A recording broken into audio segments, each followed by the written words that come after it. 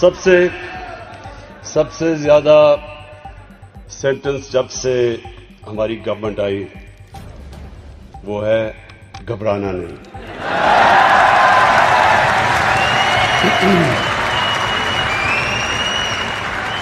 उसकी वजह है कि जब हमें गवर्नमेंट मिली तो हालात बहुत बुरे थे। सबको पता है कि मुल्क बैंकरप्ट था, तो मुझे अंदाजा था कि हम एक मुश्किल वक्त से जब गुजरेंगे, तो मुझे अपनी टीम की फिक्र थी। जब हम अपने ज़माने में सबसे मुश्किल टीम वेस्ट इंडीज़ के ख़िलाफ़ खेलने जाते थे, तो उधर मुझे अपनी टीम को कहना पड़ता था घबराना ना। तो जब मैं गवर्नमेंट में आया तो सबसे पहले मुझे अपनी कैबिनेट को कहना पड़ता था कि घबराना ना। और आज मैं ऑपोजिशन को कहता हूं कि घबराना ना।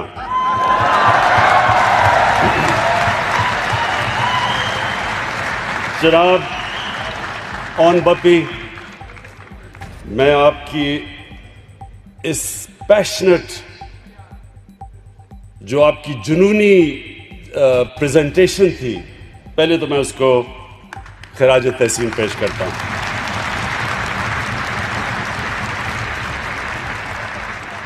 आपने इतना ज्यादा मटेरियल इतने थोड़े से वक्त में जो स्क्वीज इन किया है, वो सिर्फ तब ही हो सकता था, वो ही कर सकता था जिसका जुनून हो।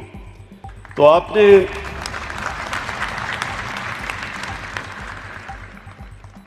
पाकिस्तान के लिए और पाकिस्तान के यूथ के लिए, असल में सारा जो आईटी इंडस्ट्री है वो है यूथ ड्रिवन। ये बड़े बड़े जो आईटी के अंदर बिलियनर्स बन गए, ये 20s के अंदर बन गए थे। आज भी अगर आप देखें तो बूढ़े बूढ़े लोगों को आईटी के सेक्टर में यंग लोगों के नीचे काम करना पड़ता है। इसकी वजह यह है कि ये एक फ्यूचर, दुनिया का फ्यूचर बड़ी तेजी से डिजिटलाइजेशन की तरफ जा रहा है, और ये वो टेक्नोलॉजी की रेवोल्यूशन है जो हमें, हमारे मुल्क को, हमारे नौजवानों को किसी सूरत मिस नहीं करनी चाहिए। अभी फाइनेंस मिनिस्टर कह रहे थे कि जो आईटी का जो एक्सपोर्ट्स थी पाकिस्तान की, और जिसकी वजह से इंशाल्लाह हम सोच रहे हैं कि अगले चंद सालों में 50 अरब डॉलर की हम आईटी के एक्सपोर्ट्स कर सकते हैं।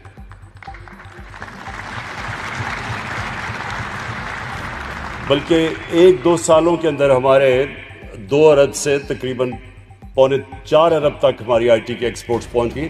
अभी थोड़ा सा काम किया हमने, थोड़े से इंसेंटिव्स दिए, एकदम नजर आया है कि हमारी जो यूथ है वो उसने एकदम उसका फायदा उठाया। तो जो आगे हम इंसेंटिव्स आपके लिए दे रहे हैं, और इंशाल्लाह ये मजीद इंसेंटिव्स और आपके साथ इंटरेक्शन करके आपके सामने जो जितनी रुकावटें इंशाल्लाह हटाते जाएंगे, ताकि हम अपने यूथ को पूरा मौका दें, फैसिलिटेट करें कि ये जो अब टेक्नोलॉजी की रेवोल्यूशन है इसका पूरा फायदा उठाएं। तो जो मैं एक सबसे पहले तो आज आपको खुशखबरी दे दूं कि हमने ये फैसला किया है कि रजिस्टर्ड फ्रीलांसर्स के लिए अब हमने 0 टैक्स कर दिया। जो हमारी इन्वेस्टमेंट अब्रॉड पॉलिसी है उसके अभी मैंने आपको कहा कि रिजल्ट सामने आ गए हैं, आईटी एक्सपोर्ट्स बढ़ रही हैं।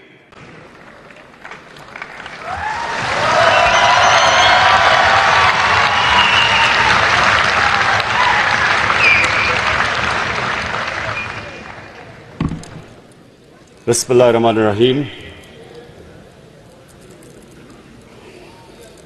उन्होंने कहा था कि सबसे ज्यादा सेंटेंस मैं कौन सा यूज करता हूं?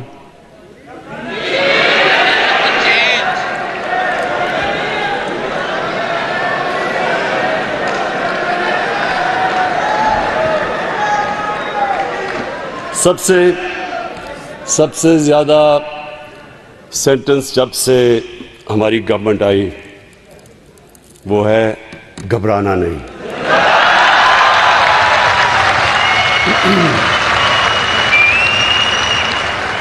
उसकी वजह है उसकी वजह कि जब हमें गवर्नमेंट मिली तो हालात बहुत बुरे थे। सबको पता है कि मुल्क बैंकरप्ट था, तो मुझे अंदाज़ा था कि हम एक मुश्किल वक्त से जब गुजरेंगे, तो मुझे अपनी टीम की फिक्र थी। जब हम अपने ज़माने में सबसे मुश्किल टीम वेस्ट इंडीज़ के ख़िलाफ़ खेलने जाते थे, तो उधर मुझे अपनी टीम को कहना पड़ता था घबराना ना।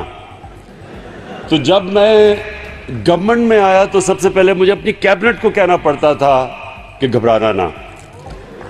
और आज मैं ऑपोजिशन को कहता हूं कि घबराना ना।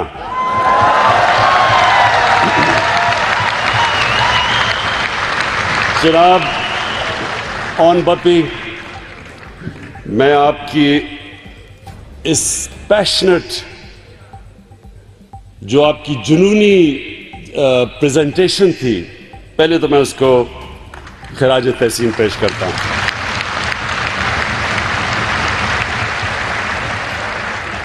आपने इतना ज़्यादा मटेरियल इतने थोड़े से वक्त में जो स्क्वीज इन किया है, वो सिर्फ तभी हो सकता था, वो ही कर सकता था जिसका जुनून हो।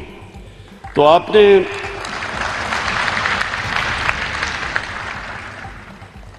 पाकिस्तान के लिए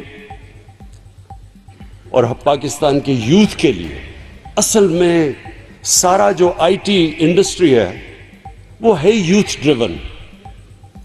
ये बड़े बड़े जो आईटी के अंदर बिलियनर्स बन गए, ये 20s के अंदर बन गए थे।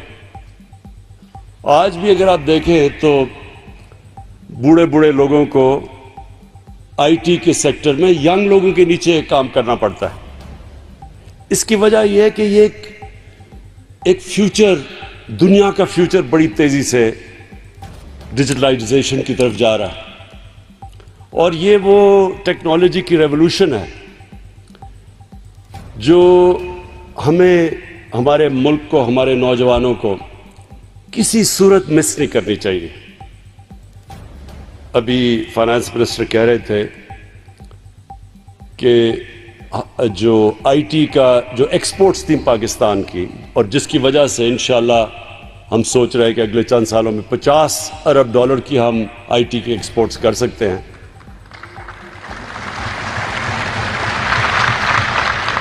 बल्कि 1-2 सालों के अंदर हमारे 2 अरब से तकरीबन 3.25-4 अरब तक हमारी आईटी के एक्सपोर्ट्स पहुंच गई।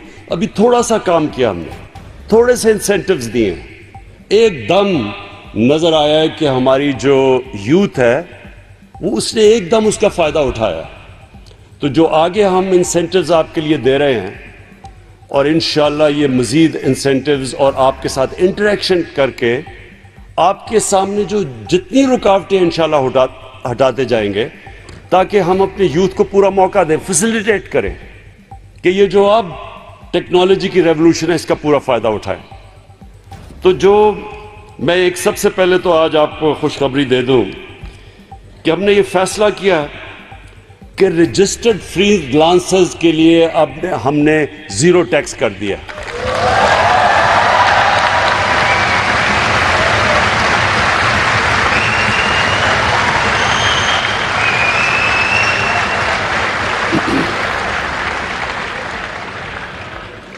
और जो हमारी इन्वेस्टमेंट अब्रॉड पॉलिसी है, उसके अभी मैंने आपको कहा कि रिजल्ट सामने आ गए हैं, आईटी एक्सपोर्ट्स बढ़ रही हैं। मैंने बिल गेट्स को इनवाइट किया पाकिस्तान,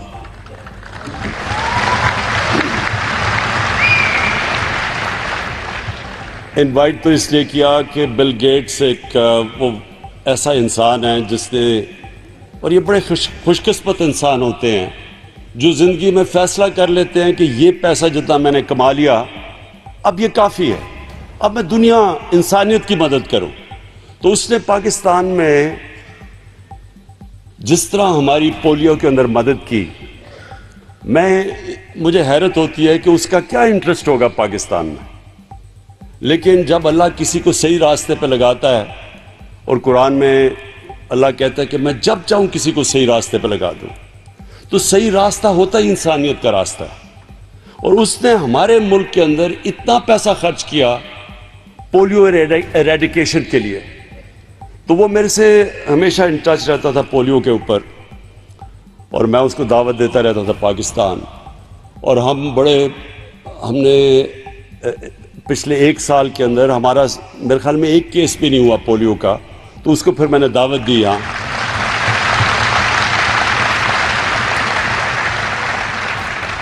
और मेरा इंटरेस्ट ये था कि उसको हम पाकिस्तान की आईटी के अंदर उसको इन्वॉल्व कर लें पूरी तरह, किसी तरह वो हमारे साथ आईटी के अंदर हमें एडवाइज ही कर दें। तो मैं अभी तो अनाउंस नहीं करूंगा, लेकिन इंशाअल्लाह आने वाले दिनों में आपको खुशखबरी दूंगा।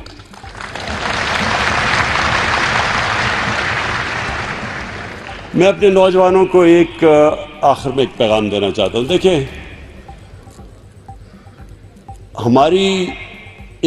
हमारा जो पाकिस्तानी के जो जीन्स में एक अजीब मेकअप है, इनको जब मौका मिलता है ये एक्सेल करते हैं, लेकिन हमारा जो सिस्टम इवॉल्व कर गया आज़ादी के बाद, वो हमारी अक्सरियत को मौका ही नहीं देता ऊपर आने का। और जब भी हमारी कौम को मौका मिला है, इन्होंने एक्सेल किया। मैं अब आपको 2 मिसालें देता हूं। एक तो क्योंकि मैं क्रिकेट खेलता था, तो क्रिकेट के अंदर हमने देखा, क्योंकि मैंने तो क्रिकेट सीखी शुरू यहाँ से हुई, और फिर इंग्लैंड के अंदर जाके उनका ज़बरदस्त क्रिकेट स्ट्रक्चर था, उधर सीखी मैंने क्रिकेट। तो जब मैं पाकिस्तान आके जब पहले सीख के क्रिकेट 4-5 साल के बाद जब पाकिस्तान आया, तो मैंने रियलाइज किया कि यहां जितना टैलेंट है वो तो दुनिया में कहीं नहीं है। और हमारे सिस्टम ना होने के बावजूद, ये मैं रिपीट करता हूं, जो सिस्टम, क्योंकि मैं ऑस्ट्रेलिया भी उनकी शील्ड क्रिकेट खेला हुआ हूं, इंग्लैंड में बड़ी देर काउंटी क्रिकेट खेला हूं, दुनिया में सारी जगह खेला था। हर मुल्क के अंदर जो टीम उनकी ऊपर आती थी, वो एक सिस्टम के तहत आती थी। उनका पूरा स्ट्रक्चर्स बने हुए थे जो कि नीचे से टैलेंट को ऊपर लेके आता था और फिर पॉलिश करता था।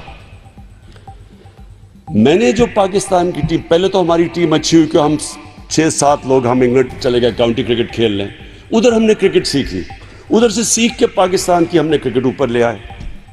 लेकिन जब मैं कैप्टन बना तो सारे जो वो काउंटी क्रिकेटर्स जो हमारे सीखे हुए थे वो सब रिटायर हो गए। तो जो टीम मैंने पाकिस्तान में चूज की, वो ऐसे ऐसे लड़के थे जिनको क्लब क्रिकेट से उठा लिया। वसीम अकरम तो कभी फर्स्ट क्लास क्रिकेट ही नहीं खेला था, क्लब क्रिकेट से टेस्ट क्रिकेट खेल गया। किसी को अंडर 19 से टेस्ट क्रिकेट खिला दी, ये कहीं दुनिया में नहीं होता। वकार यूनुस को एक दफा मैं ऐसी टीवी देख रहा था तो मैंने उसको बॉलिंग करते देखा, उसको नेट्स में बुला के उसको हमने टेस्ट क्रिकेट खिला दी। ये सिर्फ उस मुल्क में हो सकता है जिधर अल्लाह ने एक टैलेंट की नेमत बख्शी हो लोगों के ऊपर, ये और कहीं नहीं हो सकता। तो अब इंशाअल्लाह जो हम अब पाकिस्तान का क्रिकेट स्ट्रक्चर चेंज कर रहे हैं, अब आने वाले दिनों में देखेंगे कि इंशाअल्लाह, अभी तो पूरी तरह स्ट्रक्चर का फायदा नहीं हुआ, लेकिन आने वाले दिनों में आप देखेंगे कि इस मुल्क को शायद ये क्रिकेटिंग जायंट्स बन जाएंगे, इनको हराना मुश्किल हो जाएगा। उसी तरह ये हर जगह हमें करना पड़ेगा। हमारा जो एजुकेशन सिस्टम है, ये रोकता है पाकिस्तान के टैलेंट को ऊपर आते हुए। कौन सी दुनिया के अंदर उर्दू मीडियम, इंग्लिश मीडियम, दीनी मदरसे, 3 सिस्टम्स कौन सी दुनिया में चलते हैं? यूरोप में जाएं, फ्रांस, जर्मनी, वहां तो एजुकेशन सिस्टम ऐसा है कि वो सारा टैलेंट ऊपर 12 साल की उम्र से ले आते हैं, उनको मुफ्त तालीम देते हैं और बेहतरीन तालीम। जो गवर्नमेंट स्कूलों में मुफ्त तालीम में क्वालिफाई नहीं कर सकता, वो प्राइवेट स्कूलों में जाता है। तो सारा टैलेंट उनको मेन स्ट्रीम में ले आते हैं उनके गवर्नमेंट स्कूलों में, और उधर से सारा टैलेंट ऊपर ले आते हैं। हमारा सिस्टम ही अवाम को ऊपर आने नहीं देता तालीम का। हमारा सिस्टम एक किस्म का एक रुकावट बन जाती है। एक आम नौजवान देहात के अंदर गरीब घराने से जो मेहनत करना चाहता है, ऊपर आना चाहता है, सिस्टम ही उसको नहीं आने देता। तो तो उसके लिए खैर हम चेंजेस कर रहे हैं। 5वीं क्लास तक एक नेशनल करिकुलम लेके आए हैं और इसको आहिस्ता आहिस्ता ऊपर लेके जाएंगे ताकि सिंथेसाइज हो, ताकि सारी एक कौम बने, 3 पैरेलल सिस्टम ना हो, और फिर एजुकेशन अपार्टाइड ना हो, यानी अमीर और गरीब के लिए मुख्तलिफ तालीम का निज़ाम ना हो। इसी के साथ रिलेटेड है अब आईटी है अब फ्यूचर। इसके लिए अब हम इमरजेंसी काम कर रहे हैं। हम क्रैश कोर्सेज करवा रहे हैं, बूट कैंप्स करवा रहे हैं। जैसे जैसे हमारा पैसा आता रहेगा हमने सारा अपनी यूथ की ट्रेनिंग के अंदर करना है। उनकी अपग्रेडिंग करेंगे, उनको हायर कोर्सेज करवाएंगे।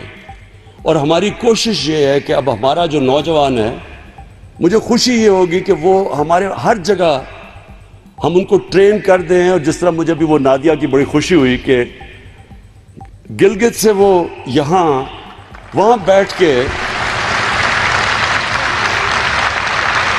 घर में बैठ के, और उन्होंने वहाँ से बैठ के अपने पैसे भी जनरेट करती हैं और इंशाल्लाह अपनी फैमिली को भी सपोर्ट करेंगी। तो ये सारे पाकिस्तान में हमारी ख्वातीन कर सकती हैं। कई प्रॉब्लम्स आते हैं, कल्चरल प्रॉब्लम्स हैं। कई दफ़ा माँ बाप फिक्र करते हैं कि हमारी एक एनवायरनमेंट के अंदर हमारी बच्ची को काम करना चाहिए, तो ये तो सबसे आसान अपॉर्चुनिटी दे देता है।